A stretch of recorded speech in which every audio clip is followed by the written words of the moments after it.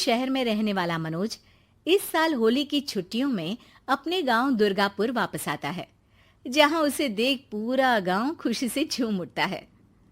जब गया था तब इतना सा था और अब देखो कितना बड़ा हो गया है।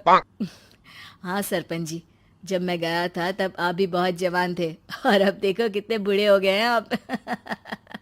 चलो चलो, बढ़िया है, बच्चा घर वापस आ गया। इसी खुशी में आज रात पार्टी होगी। क्या बात है, गांव में भी पार्टियां होने लगी। वैसे अगर पार्टी की बात है तो आज क्यों सीधा होली पार्टी करते हैं।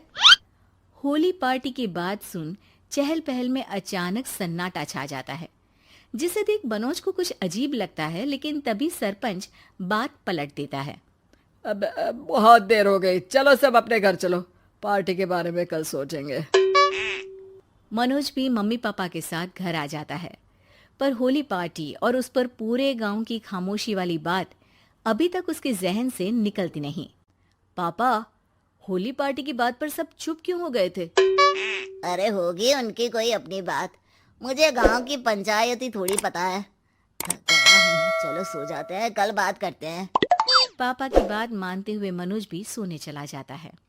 आज तो छुपा लिया, लेकिन हफ्ते बाद जब होली का दिन आएगा तब इसे कैसे रोकोगे? अगली सुबह सूरज के साथ ही मनोज भी गांव घूमने निकल जाता है, जिस पर रास्ते में उसे अपनी ही उम्र के कुछ लड़के भी मिलते हैं, जिनसे दोस्ती कर अब वो उनके साथ घूमने लगता है। इसी तरह कुछ दिन बीत जाते हैं और होली नजदीक आने लगती है।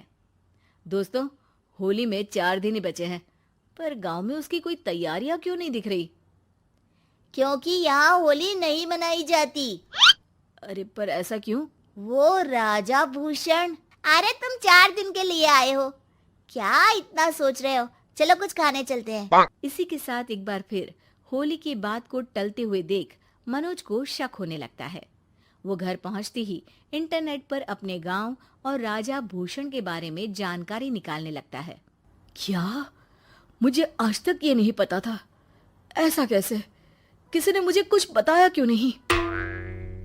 सारी जानकारी लेने के बाद मनोज गांव वालों या अपने मम्मी पापा से कुछ पूछे बिना खुद ही उसकी सच्चाई के बारे में छानबीन करने लगता है, जिसके चलते वो राजा भूषण की हवेली में पहुंचता है। वाह, क्या हवेली है यार! पर क्या यहाँ सच में कोई भूत है? हेलो भूत जी, कोई है क्या? हम इस साल गांव में होली सेलिब्रेट कर रहे हैं, क्या आप उस पर थोड़ा इंटरव्यू देंगे? मनोज के ऐसा बोलते ही गांव में तूफान उठ जाता है और हवेली में रखी सारी चीजें हिलने लगती है। एक अदृश्य शक्ति मनोज को धक्का देकर हवेली से बाहर निकाल दरवाजा बंद कर लेती है। ये सब देख मनोज हैरान रह जाता है। क्या अभी मुझे हवा ने धक्का देकर बाहर निकाल दिया? मेरे होते हुए इस गांव में कभी होली नहीं मन सकती, इसलिए दोबारा ऐसी कोशिश भी मत करना, अंजाम बुरा होगा। आवाज सुन मनोज हैरानी से इधर उधर देखने लगता है, पर उसे कोई दिखाई नहीं देता। वो गांव वापस आ जाता है, जहां तूफान की वजह से सब कुछ तहस महस हो चुका होता है। आखिर ये तूफान आया कैसे? ना ऐसा कोई मौसम था और ना ही हमने होली का त्योहार मनाने की बात की थी। सरपंच की बात पर कोई रिएक्शन दिए बिना मनोज चुपचाप अपने घर चला जाता है। इस तरह देखते ही देखते होली का दिन भी आ जाता है और मनोज रंग लेकर गांव में निकल जाता है, लेकिन गांव पूरी तरह खाली होता है। अरे त्योहार का दिन है, धूमधाम की जगह मातम क्यों मनाया हुआ है? मनोज की आवाज सुन सब अपने घर की खिड़कियां खोल के घर के अंदर से ही उसे वापस जाने के लिए कहने लगते हैं, पर वो किसी की नहीं सुनता। तुझे पहले भी समझाया था, अगर होली खेलने की कोशिश भी की तो अच्छा नहीं होगा। अरे बात मान लो बेटा, तुम्हें सच नहीं पता। मुझे सब पता है। सालों पहले इस राजा ने एक अंधविश्वास फैलाया और आप लोग आज तक उसे मानते आ रहे हो। अरे बेटा, जब तुम पैदा भी नहीं हुए थे उससे भी बहुत पहले से इस गांव पर होली का श्राप है। अगर गांव में होली का त्योहार मनाया जाता है तो प्रलय आना पक्की बात होती है। राजा भूषण इस सब में नहीं मानते थे और त्योहार मनाने लगे। जिसके चलते होली वाले ही दिन पहले उनके बेटे की और फिर उनकी मृत्यु हो गई। तभी से गांव की रक्षा के लिए उनकी आत्मा उस हवेली में रह रही है। सबकी बातें सुन मनोज उलझन में पड़ जाता है। सोचना भी मत मनोज, अगर तुमने इस परंपरा को तोड़ने की कोशिश भी की तो उसका परिणाम इस गांव और गांव के लोगों के लिए अच्छा नहीं होगा। मुझे भी यकीन नहीं हो रहा कि आप लोग एक बेतुकी बात को मानकर सालों से रंगों के त्योहार को मातम की तरह मनाते आ रहे हो।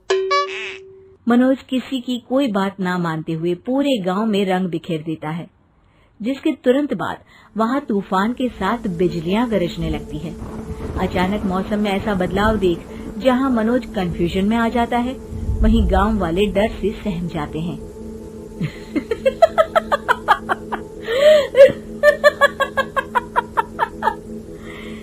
इस लड़के ने हमारे जैसे सिर्फ अपने स्वार्थ के लिए नहीं बल्कि पूरे गांव की खुशियों के लिए यहाँ होली मनाई है, जिस वजह से अब इस गांव पर होली का श्राप टूटता है।